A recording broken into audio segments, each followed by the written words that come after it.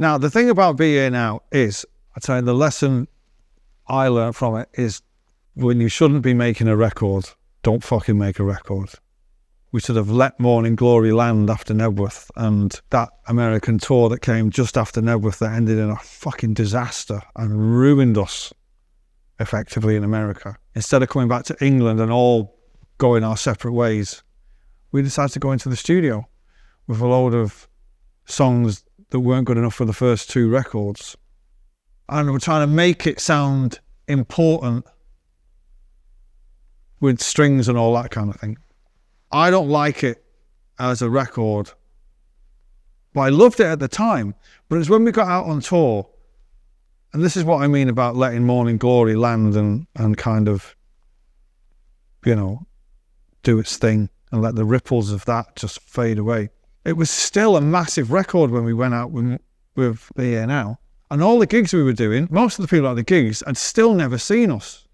So they'd never seen us do Morning Glory, far less fucking Definitely Maybe. So you'd get all these really energetic punk pop songs of Definitely Maybe, and then all these iconic songs of Morning Glory, and then these songs of BA Now where people would go, be over in 7.5 minutes, this one. I'm going to tell you.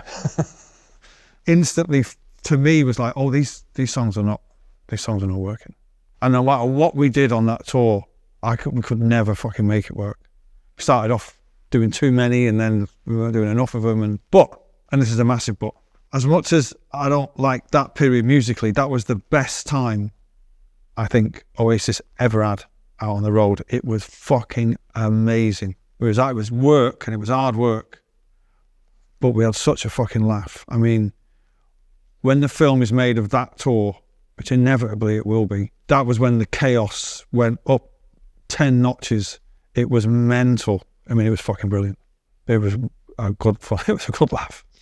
Initially, the first sessions, took place in here, and we got asked to leave because we were playing it back extremely loud, and I mean extremely loud. And someone was doing a fucking Swedish classical album across the hallway, and took offence to it.